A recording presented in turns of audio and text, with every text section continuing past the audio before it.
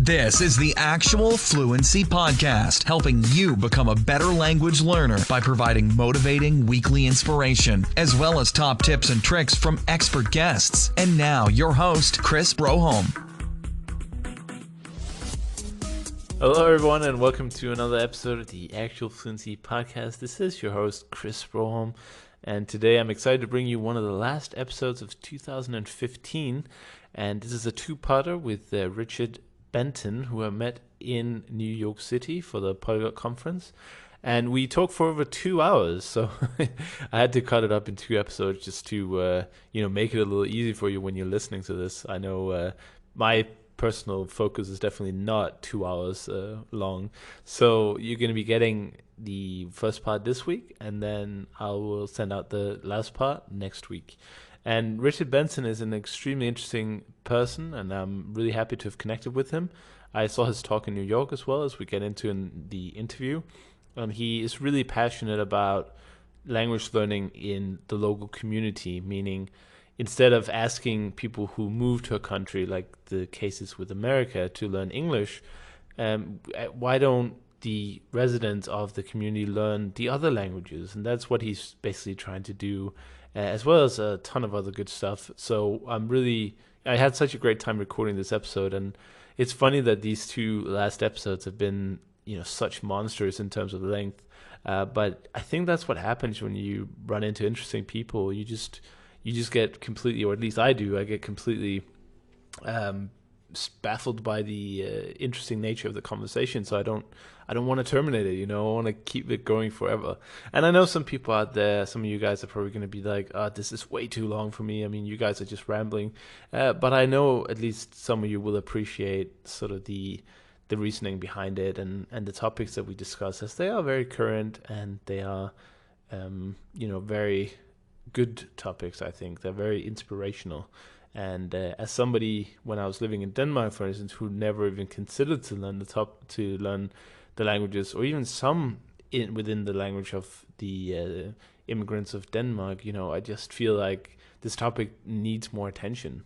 How much cooler would it have been if I learned some Arabic when I lived in Denmark? There's a large Arabic population, or Arabic speaking population, sorry. And how cool would it have been? But we get into this and a lot more. I don't want to take too long to here in the intro to talk about it, as it is quite a long episode. But I hope you enjoyed anyway. And just a heads up, if you haven't picked up my little ebook I wrote recently, Polyglot Beginnings, a guide on how to develop the right mindset for learning languages. And it also includes my complete story of how I went from depression to 2 new languages so far. Hopefully working on some more Hungarian at the moment. It's really tough. But anyway, you can get that on actualfluency.com/beginnings, or just click the book in the right sidebar. It's completely free, and when you download it, you also join my email club, where I send weekly top tips and newsletters. So, what's not to like? So see you there, and enjoy this interview with Richard Benton. Hello, everyone, and welcome back to another episode of the Actual Fluency Podcast. Today, I'm really excited to be joined by Dr. Richard Benton, who's a lover of languages and authors the Loving Language blog. He also speaks to audiences in the for-profit and educational sectors on the topic of language learning and diversity. Richard, how are you doing today? I'm doing great. Thanks. Fantastic. So, a lover of languages, like met so many others. How did you get into language learning in the first place? So I got started with languages relatively early. I was starting in middle school, so around like 6th or 7th grade. I had a friend who was studying French, and he knew this stuff that I couldn't stand not knowing also. So I got involved studying French then, and I liked French. Fine, I did well. But I did well in school in general, so it wasn't so hard to get into French well. But then over a summer, in about 8th grade, I went away for the summer and took an intensive German class. And I've just recently realized how much of a turning point that was for me to really get me hooked. I had a professor, so it was a professor, even though I was like 14 years old or 13 years old. And it was a 3-week intensive German class, and we spent the first week on pronunciation.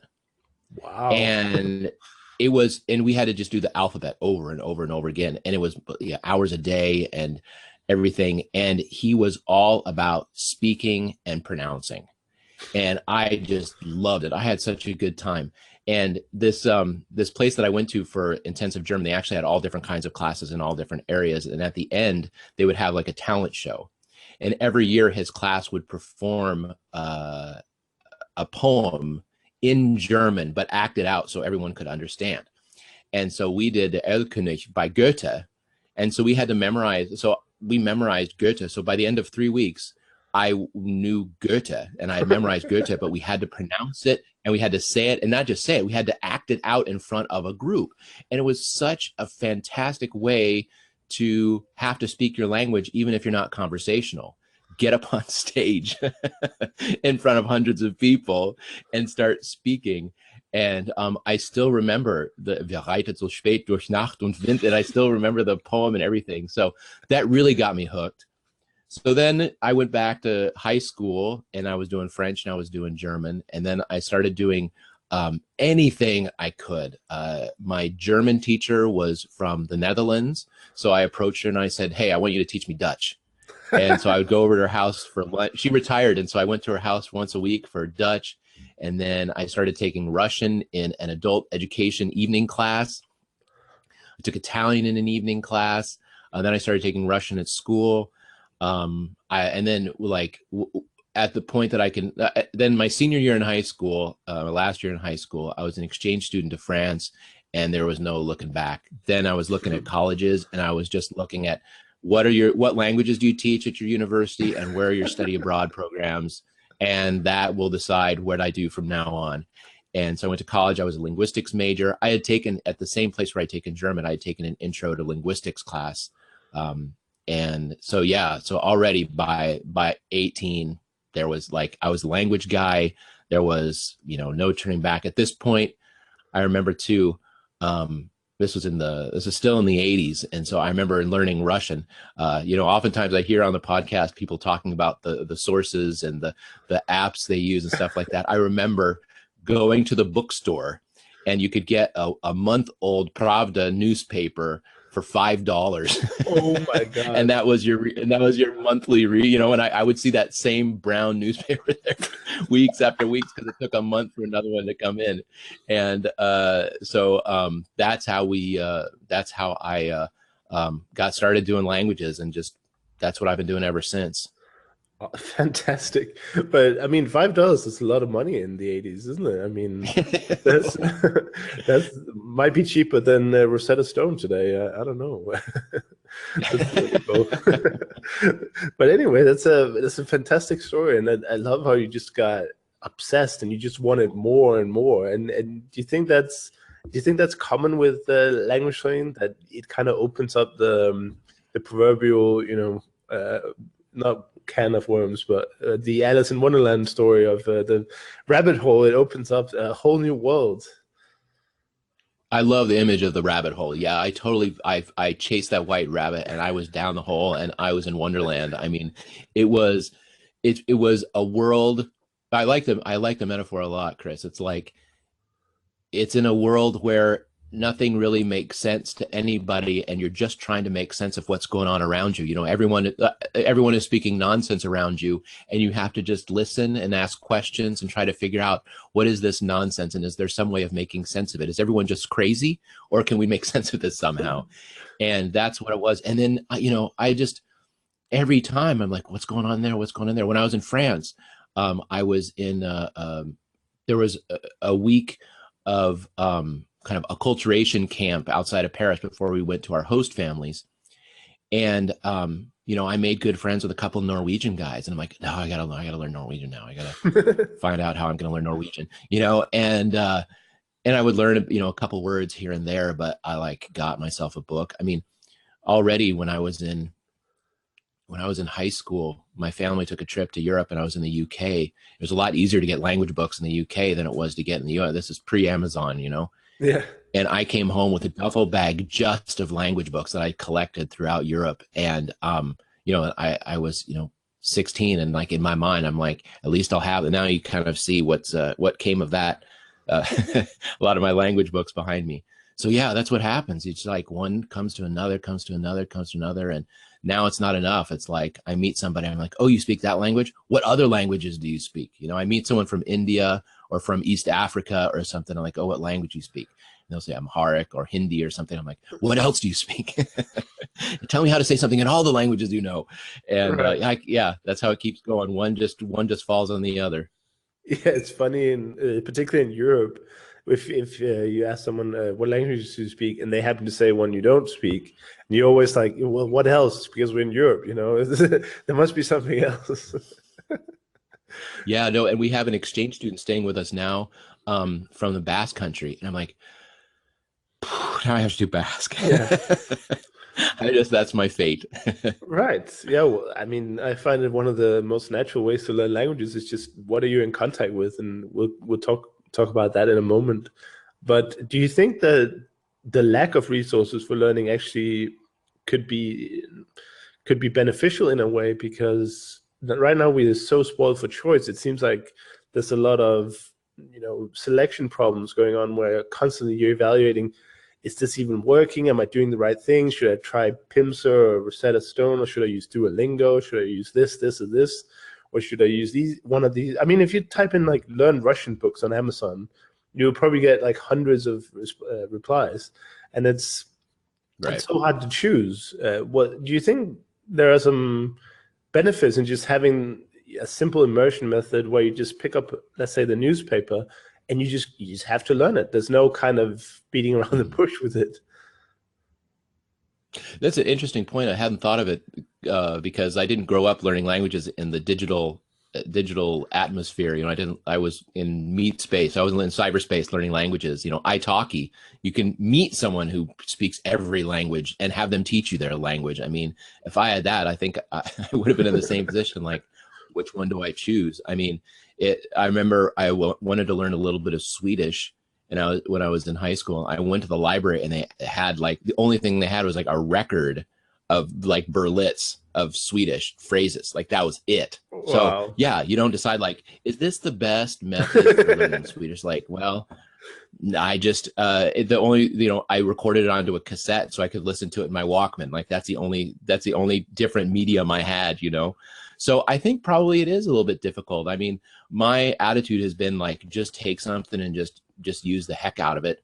Don't wonder if it's giving you great results, because with language learning, I mean, once you get started doing one method, it takes a long time to really see fruit.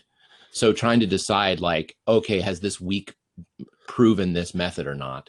You're not going to know. And then the other thing is that as long as you're getting input, and as long as you're trying to speak a little bit, like that's pretty much it. I mean, when I learned German in this intensive course, the textbook I had was my professor's. It was like 12 pages long. Like it was just like, here are the conjugation stuff like that. He's like, yeah, we're not going to mess with grammar. Let's just keep talking. And then we had a graded reader that we would use sometimes, but mostly he was just trying to get us to just speak and memorize and things like that. Yes. But then there are other languages where you don't have so many resources. So in learning Somali, which I've been doing now for a while, there's not a lot of resources, like 2 books. And so I don't run into that embarrassment of riches. Right. Well, you know what to write when you've mastered the language. Then you can write Benton on Somali. I've got some things here and there. Like I've got some scraps of some things on my blog and stuff just for resources. I just realized there's not a lot of resources, and trying to find them is kind of a hassle. So as I find new resources, I put them on the blog just so people can have it. And so, yeah, it's there, and it's been handy for people. Even, it's funny, there's a huge diaspora Somali community. And so a lot of young people who grew up hearing Somali but don't speak it so great, who now are enthusiastic about learning. So those kinds of resources are really helpful for those Somali kids who are trying to learn Somali. Right. You hear that a lot. In I guess all countries where there's a new generation after immigrants, or I guess it's later generations too. I've seen it a lot with the. I think it was when I was living in London. I saw it a lot with the Chinese population, where they would understand their parents or their family, but they couldn't speak it, so they would reply in English instead, which is an extremely interesting situation, really. But I guess that's the same that you're talking about. Mm-hmm. That they're just listening. They're just listening, so they understand it intuitively, but they can't reply because they haven't had that. They haven't used it. I guess is the whole point. We're coming to. You need to use the language to be able to speak it. So yeah, I don't. Right, and I just Go ahead. Yeah, I've seen recently a couple of stories in the U.S. of Chinese Americans who, some of them who's they spent time away from a parent or one or the other parent for an extended period and end up not being able to speak with their parent.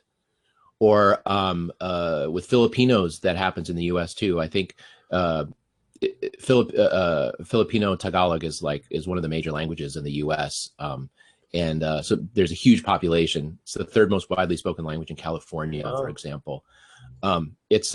But there's a big population of kids who can't speak to their grandparents. Right. At least that answers the question: what language should I learn? If you're sitting there, if you're listening to the podcast and you're of Filipino heritage and you don't speak the language, and you want to speak to your grandmother, there's your first language to learn, I would say. And that's the thing.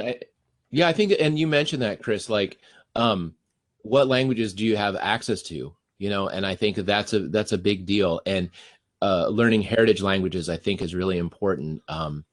And learning the languages around you. I mean, that's my big thing recently is, what languages are you hearing? You want to know what language to speak. Listen, what are you hearing?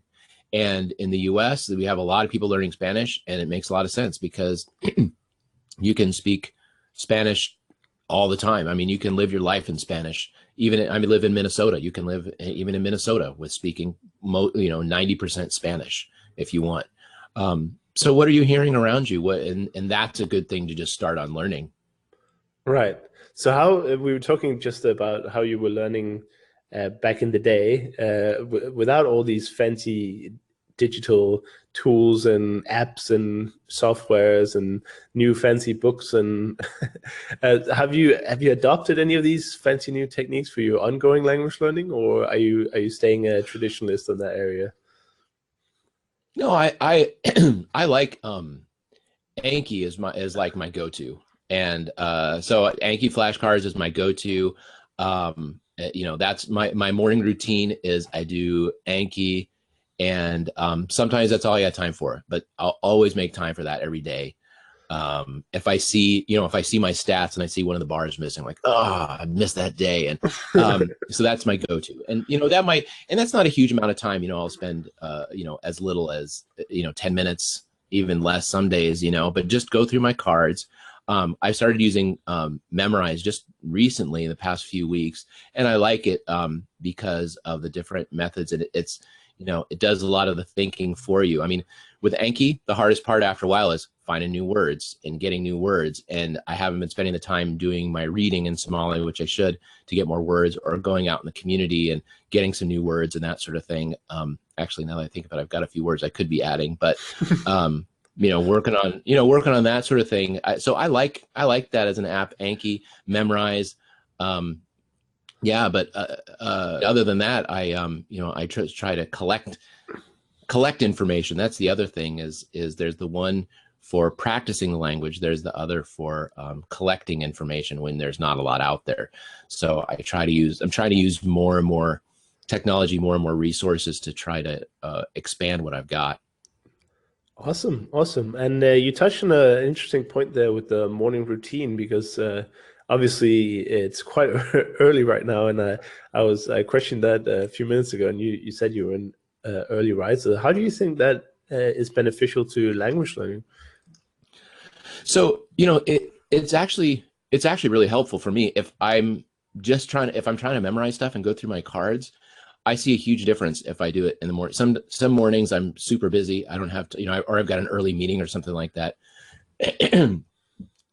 and I have to do my cards, over lunch or something like that.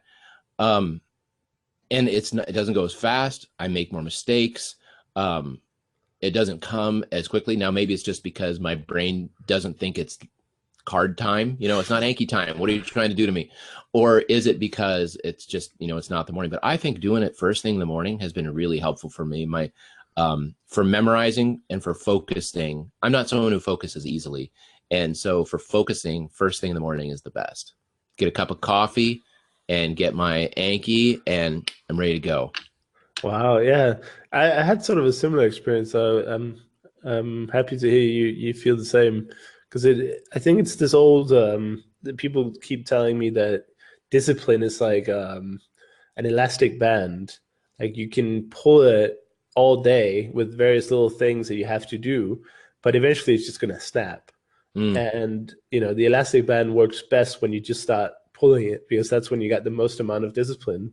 So yeah, so another tip for people who say they don't have time to learn languages, get up half an hour earlier and do some stuff there. I'm definitely one of the worst at getting up in the morning. But when I do it, it's a huge difference in productivity.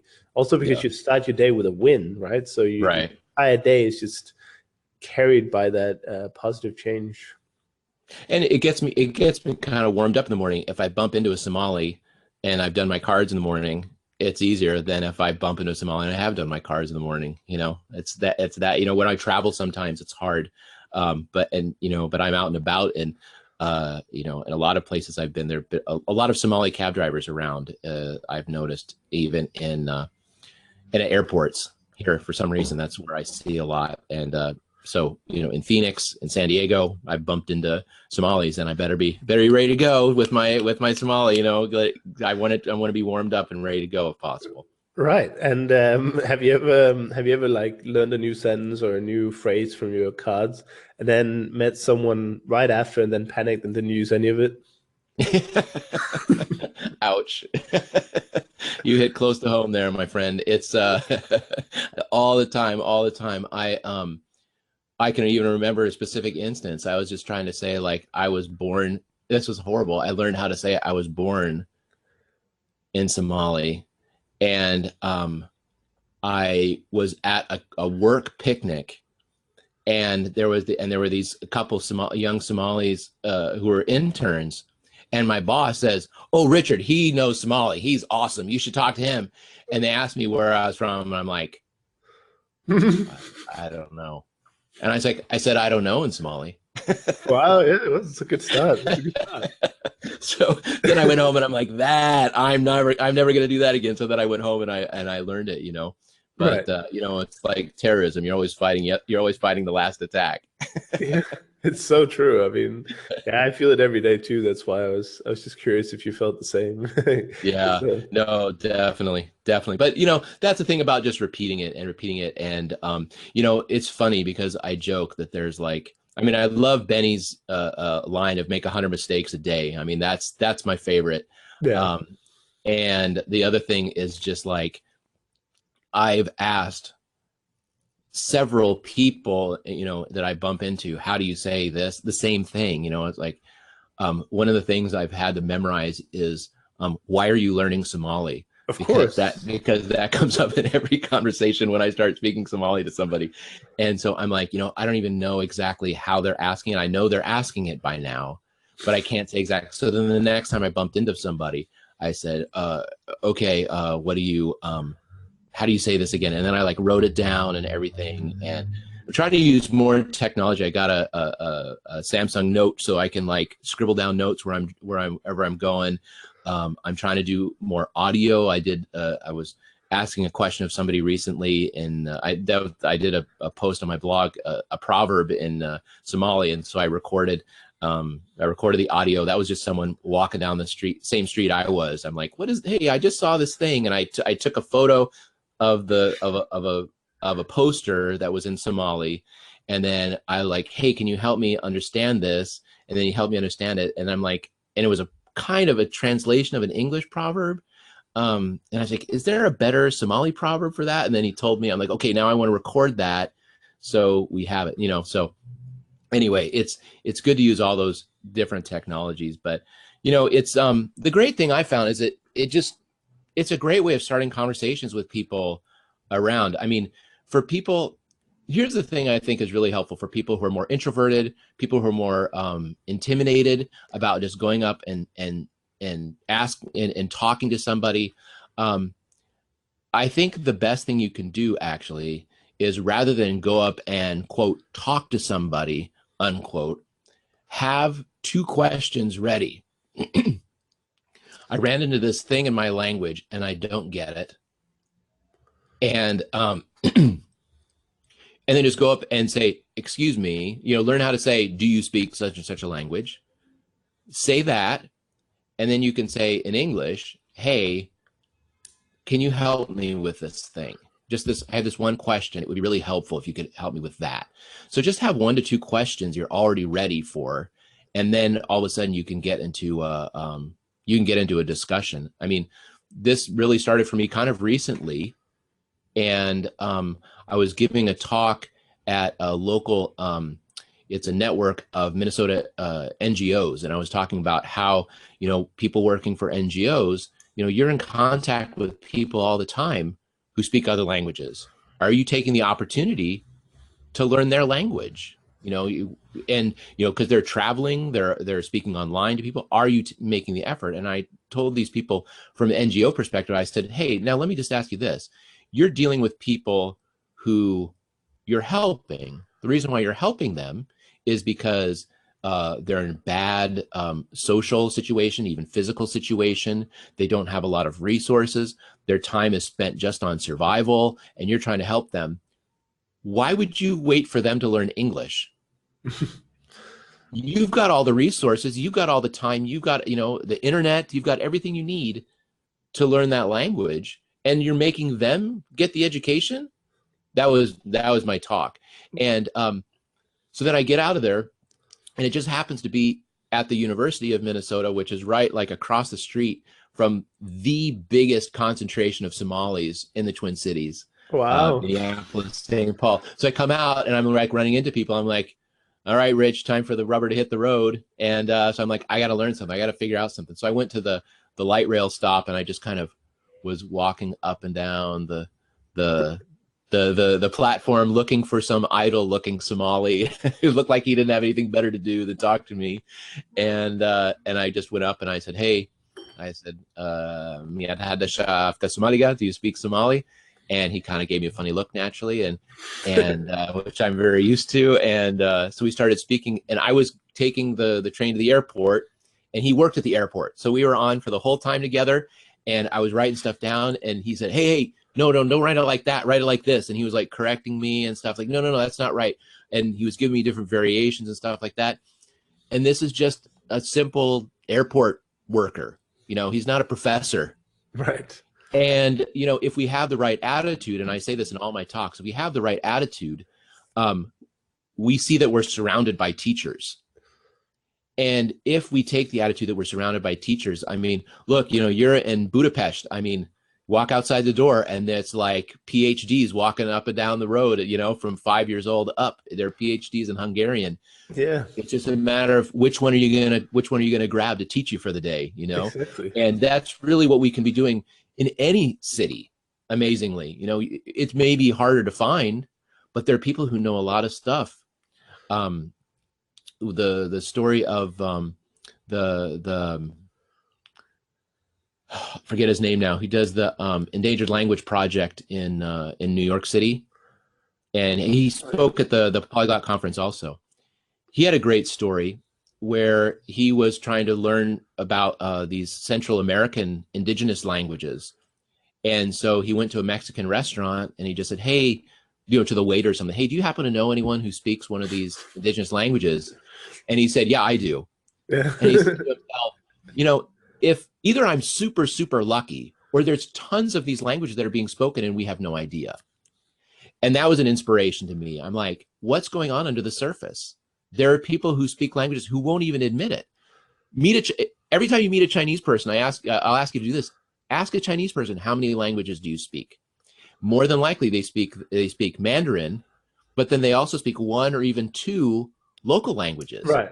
So you're dealing with someone who's fluent in like 3 languages. Take your pick, Right. you know? Yeah, it's extremely interesting. I think one thing I'd like to also add to that is that's why it's very helpful at the beginning to learn how do you say and what does X mean in the Hmm. foreign language, because I feel like I can have a conversation completely in Hungarian with like maybe I know 100 words or a few hundred words Hmm. at most, just by knowing how to ask what a certain word means or what how to say a word. Hmm. So those two give you so much mileage. If you go up to someone and say, "How do you say the grass is greener on the other side in Hungarian or Hmm. whatever?" you Right. know.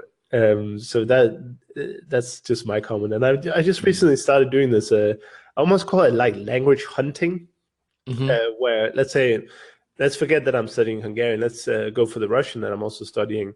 If I had to go find Russian speakers here in Budapest, it wouldn't be impossible. I have heard it, but it would kind of be a hunt, a little bit. I'd had to hunt it a little bit, and that's also kind of funny. I was thinking about doing like a YouTube series about that. Just have someone film me as I go hunting for my languages in Budapest, kind of a language safari in a way. Let's see what we can come up with. That could be a lot of fun. But for you, it's probably a little bit easier because you know where the concentrations are, and Hmm. also it's easier to see if somebody is from Somalia or the U.S., whereas Hungarian and Russian people can be very similarly looking. So Hmm. I could look for years, and I probably uh, pass by thousands of Russian people, and I wouldn't You have know, any idea. well, I used to, when I was in grad school, my first time in grad school, I was in New York. And so my buddy and I would go to Manhattan, and I had a game. I called it Russian spotting. And I would like look, I would just keep my eyes open and I would look and look, see if I found a Russian. And then the way I would kind of cast my line, so to speak, I would just say "Здравствуйте" or "Добрый день," just to see what would happen. Oh yeah. And if I got someone who like looks super surprised, then I'm like, okay, I got one. I got pretty good at it after a while, because actually one of the things is when you start doing that, you start realizing that you can identify them if you try. And so that's been something I've been like, after doing Somali and stuff, I realized I can tell the difference between Somalis and Ethiopians. There's a lot of Ethiopians here in the Twin Cities, and I can tell the difference. And then I took a class in Oromo, which is the biggest ethnic group in Ethiopia. And so I just learned how to say a couple of phrases, but I started noticing like some differences in how Oromo look from other Ethiopians. But it's using the languages that really kind of got me into understanding and looking for those differences. And and the thing is that I think Oromo is a good example of this. Excuse me, because you know Oromo is a language that's not only no one has ever heard of it in the U.S., but it's a language that's repressed in Ethiopia, and so there's some politics around it.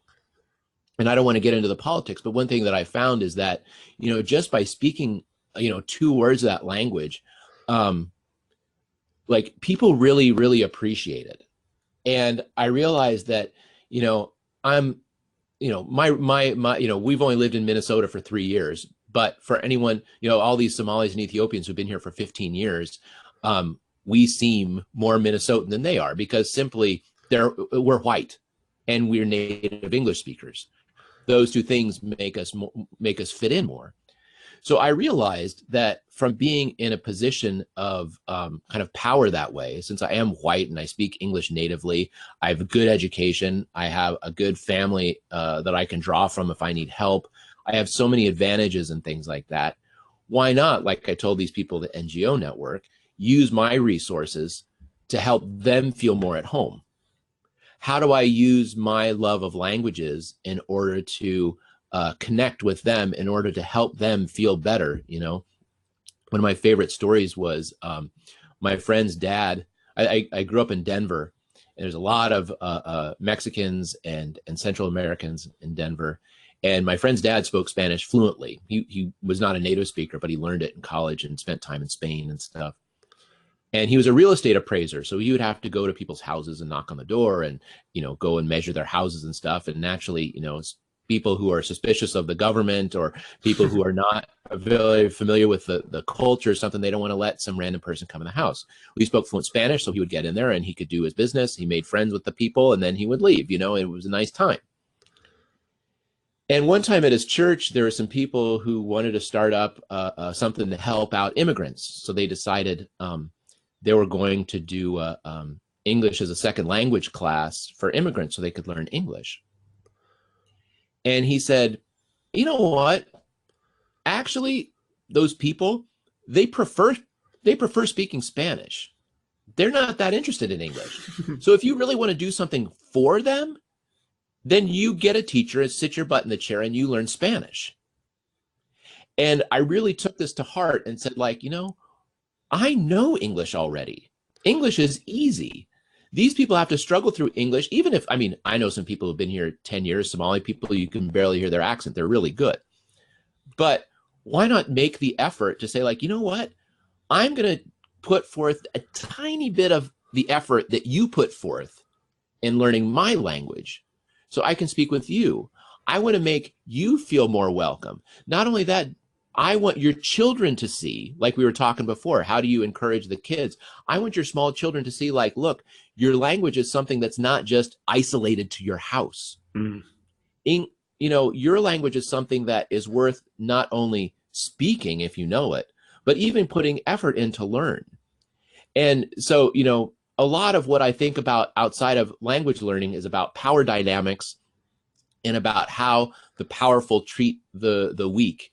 And I used to be a professor of comparative religion, and so I saw this in a lot of different religions. And my education and my interests are mainly in the Bible, but I've looked at a lot of different religions when I was teaching at different universities, and you just see this time and time again: is that human beings misuse power. 100% of the time. There's always some misuse of power. And if we're in a privileged position, how do we make the effort to help those who are in need, help those who are struggling?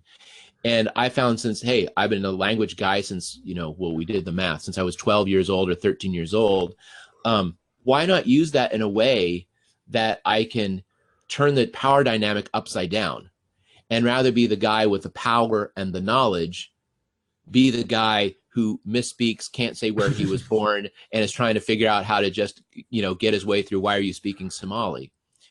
And in so doing, make someone feel more welcome, make someone feel more at home, make someone feel more visible, make someone feel more respected. Why not do that?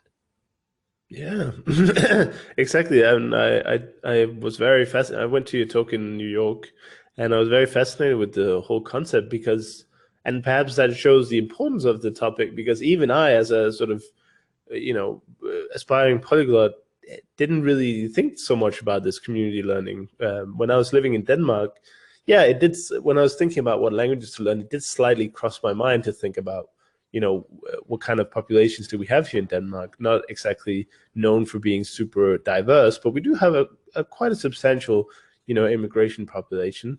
And guess what? There's tensions between, the immigration and the population, because, it's some form of racism, obviously, but, it's kind of, we don't really know the others very well. Mm-hmm. And I was just as you were talking now, I was just thinking, man, integration would be so much easier if the people who live there just took some time to learn the other language, because that also gives you the culture, and that brings people together over a common, you can even split it up. Of course you want to learn the language of the country you live in most cases, but I'll learn your language as well, just to see where you're coming from and what kind of background do you have for learning Danish. And if more people spoke the language of the immigrants, I'm sure it would be a much nicer environment.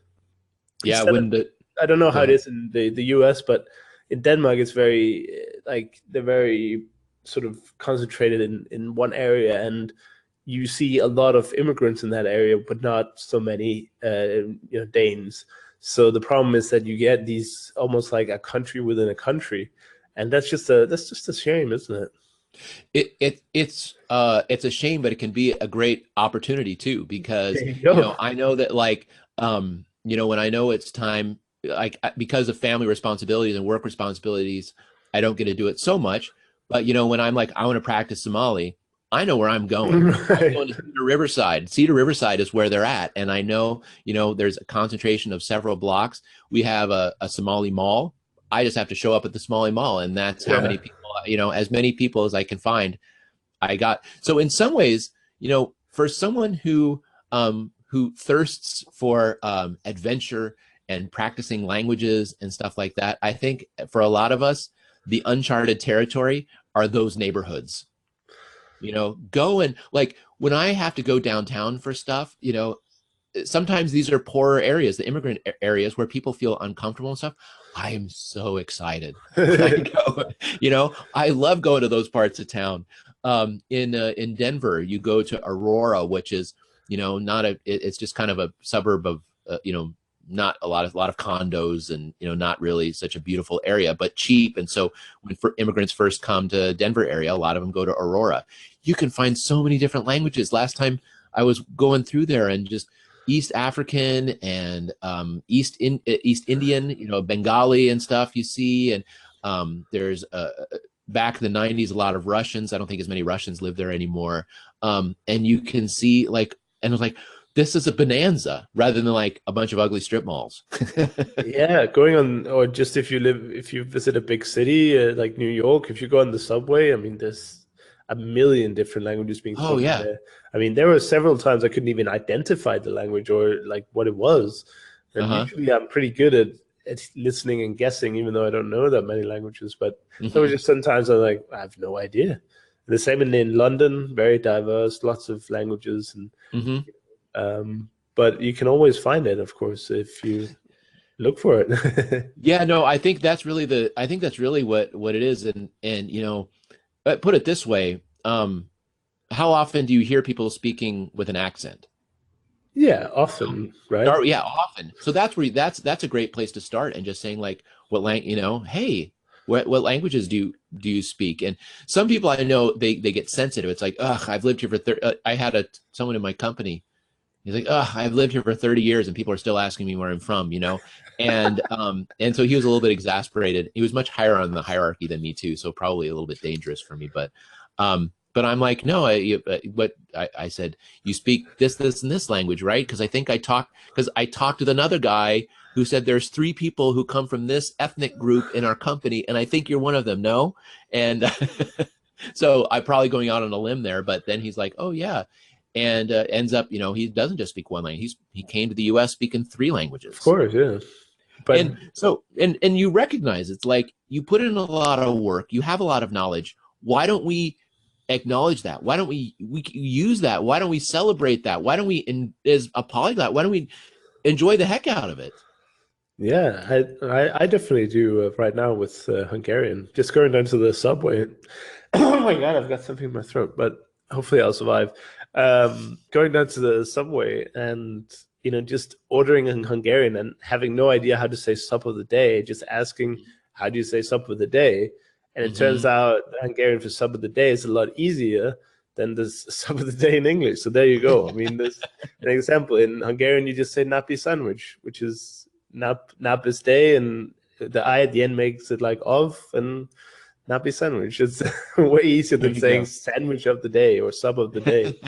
Um, and they just get huge smiles because it's a tourist area, so they never used to any tourists taking any kind of effort to learn Hungarian. So it's just funny, and you feel like you've conquered the world afterwards. I don't know where Right. this comes from, but I just sat down and I was like, I can do anything now. I ordered my sandwich in Hungarian. I mean, what did you Mm-hmm. do today? Well, and I think that's great, Chris, that you do that, and in an area where they don't expect you to, where they're perfectly capable of speaking English to you, especially Yeah, talking about the menu, but to make that effort and to see like how it's appreciated, that's what I think it's like. As language learners, we see time and time again how much our efforts are appreciated.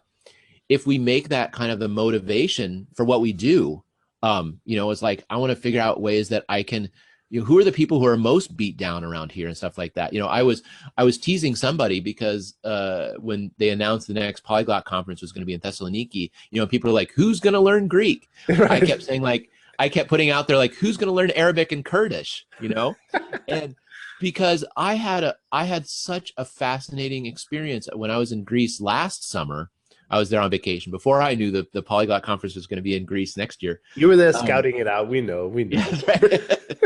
That's right. They drew on my extensive knowledge. Yeah. But I took the train from Athens to Thessaloniki, which I had taken back in the 90s last time I was in Greece. And now I find out that people who have any kind of money, they fly because it's just like an hour flight and you don't have to worry about strikes and weather conditions and that sort of thing. So I just took the train by default because that's what I thought that I would do. And so it was mostly, poorer people on the train. And sitting across from me, there was a family, and they were talking to each other. And again, like what you were saying, it was a language I couldn't identify. I didn't know what it was. And so I thought, is it Albanian maybe? Because, and especially in northern Greece, there's so many Albanians and stuff. And I'm like, what is this? So I turned to the young man and I said, do you speak English? Because I'd heard the snack cart lady was speaking to him in English. I was like, oh, do you speak English? And he said, he shook his head no and pointed to the young woman sitting next to him. And I said, what language were you speaking? And he said, Turkish. Sorry, Kurdish. And I said, oh, Kurdish. And I said, Bitaki Arabi, do you speak Arabic? And he said, oh, yes, there were Syrian refugees from, where were they from? Kobani, and which is right on the border of Syria and Turkey. And so we started talking and we were speaking in Arabic. And, I was able to understand a lot about what was going on, made that personal connection. It's beyond the headlines. Here's a family. It's a guy and his aunt and his uncle and his cousin who are traveling together. And so I'm able to say hello to his uncle, who's an elderly guy. These people have been through so much. I mean, saw this young woman and she looked like she's probably 19 going on 40. I mean, she looked like young and old at the same time. And it was a 5-hour train ride and she looked completely exhausted and didn't sleep the entire time. And it was so heavy to see, because this was before this was back in June, before a lot of that, before the waves of the immigrants coming across the Mediterranean really hit the news. And it was so touching to hear the story of what this family had been through. And his wife and kids were in Turkey. His parents stayed back in Syria to protect the home, but they left because the PKK and ISIS were, potentially coming to a head there. So they wanted to get out before there was fighting. Yeah. But, where he worked and stuff, I had been to Syria, so we knew a couple places in common. He's like, oh yeah, I used to work there. I was visiting a monastery in kind of towards the north. He's like, oh yeah, I used to work there. He's like, the Kurds and the Christians, we got along so well. It's such a pity now, things that are going on. And then afterwards, I turned to my daughter who was with me. She's 13. And I said, see the importance of learning languages. You get to have these kinds of conversations. And she said to me, yes, Dad, I'll never travel anywhere without you. I'm like, no, that's not the point. You learn the languages. So, in going to Greece, what conversations do we want to hear? Right. What conversations do we want to have? What do we want to be listening to? Who do we want to be connecting with? And once you ask that question, the next language then becomes clearer. But we can all, as language learners, be conscious. Who do I want to connect with? Do I want to use my power for helping those who are weaker? And this whole power dynamic, it's something that's very near and dear to me. And I have my you and I talked about it. I have my podcast that I do on the Bible, which is not a religious podcast. It's really trying to talk about the Bible itself as it's called The Bible as Literature. But really what my friend and I are trying to explore there is how do we have this ancient literature that's commenting on power dynamics within our society. So that's why it's near and dear to me. But as someone who's, a congenital language learner, how do I incorporate my understanding of these power dynamics with my love of languages? And that's really what I try to bring. Right. I find it very cool though that the whole the learn Greek, even though it's kind of a dominant language anyway, but I find it really cool that after the conference it's like, okay, let's learn the language of where we're going. I thought that was a pretty good idea and touch. Personally, I won't be doing it because I have other languages to learn right now. But it's just very fascinating to see, and I guess people are really obsessed, to put it mildly, in a good way. But you have all these people where, if they see we're going to Greece, it's like, okay, they're going to go pick up the Teach Yourself or the colloquial, or, just get going on the Greek. But obviously a big language, so it does make sense to get to it.